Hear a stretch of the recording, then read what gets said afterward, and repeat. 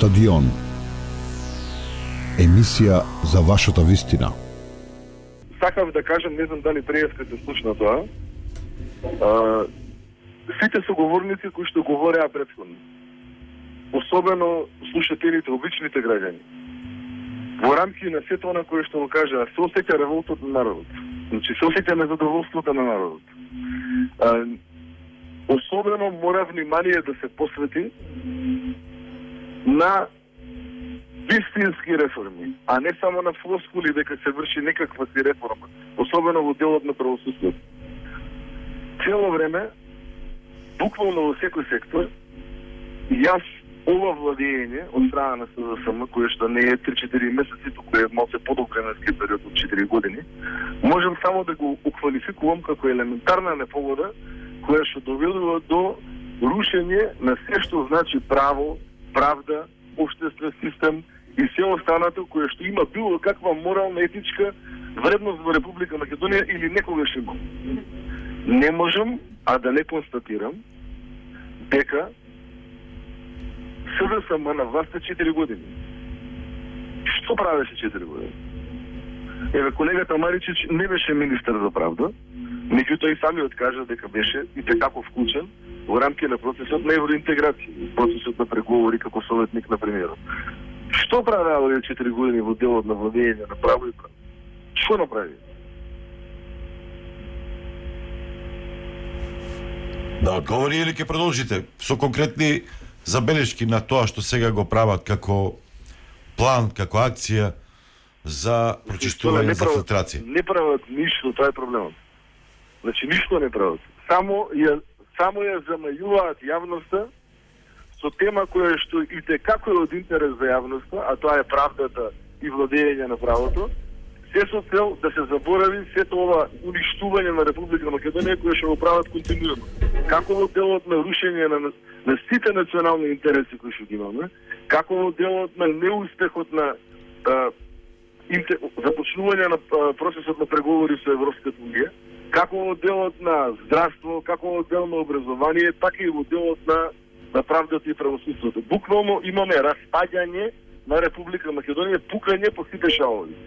Ова што го говорам, не го говорам дека претходно било сјајно, не говорам дека во рамки на владење на ВМРО ДПМН цветале рози или не блескале, како што они велат дека сега блескаме, но факт е дека од кога се дојдени на власт, држава оди во погрешна насока, а не во правилна. И гневот на народот е повеќе од очигледен. Народот ова кој што го збори, сите овие кои што се јавиат денес граѓани, се обични луѓе кои што имаат мака, имаат проблем и гледаат дека нема чекор напред, туку напротив, има само чекор назад. И заради тоа никој не верува дека ќе има реформи во правосудството. Кој ќе ги прави реформи во правосудството? Кој? По кој критериуми ќе се прават реформите во правосудството? По кој критериум ќе се вршат тие реформи? По кој критериум ќе се врши филтрирањето? Кој ќе го врши филтрирањето? Никој нема доверба во институциите, тоа е проблемот. А особено во политичарите. Особено во политичарите. Сега, само уште кратко и ќе завршам. Значи, самиот министер кажа дека во своето искажување денес како шиваше, вика, ќе мора да ги притиснеме судиите да работат по закон, во еден дел, а после тоа вика, политичарите не смеат да ги бркаат и да ги судиите и обвинителите. Сега, на прво сме или на второ сме? Почекајте коментарот, Маричи, кратко, па и вие да завршувате со конкретни предлози. Значи не верувате вие во... Нема на кратко, сега малце ќе ве одговорам неколку работи кажа. Никој не верува. Дали е потребно прочистување? Вие не верувате, а потребно е тоа да се направи? Или ветинг треба?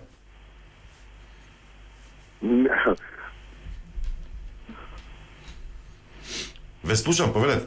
Па го слушате, ама не знаат ни они што сакаат. Се слушаме. Значи, од обични флоскули, дали ќе било прочистување, дали ќе било ветинг, дали ќе било филтрирање, чар македонскиот народ нема да види. За тоа нема доверба. Значи, не може да види чар и нема да види чар.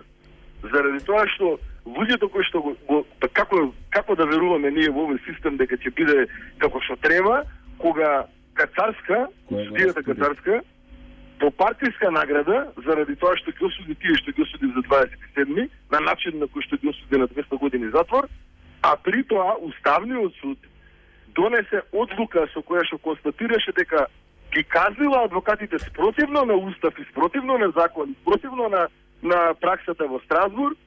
Овие од парламентарно мнозинство ги избраа како член да биде на Уставниот суд. Како да веруваме? За кое право, правда, владење на право и објективност и непристраност ќе збориме ние у ситуација? Како ќе збориме? Ај кажете, вие кажете ми. Ја Вие не верувате дали ќе се вклучите ако ве викна? Дали со конкретни предлози ќе влезете во целиот процес? Се најавуваат измени на... Јас не ја спорам добрата намера на господин Маричич. Јас верувам дека он има добра намера. Меѓутоа, неговата пилска поставеност во целокупно дезавуирање на се што е поврзано со поимот Македонија, не може да ми даде за право да верувам дека ние навистина може да имаме нормална држава со вакво раководство. Јас не ја спорам неговата добра волја. Ја верувам дека е така. Меѓутоа, он е само еден пилун во рамки на системот кој што е насочен исклучиво кон уништување на Македонија. Толку. Благодарам. Панче Тошковски, адвокат, во името на ВМРО ДПМН зборуваше за тоа колку верува во судските реформи кои што се најавени и се започнати. Стадион. Емисија за вашата вистина.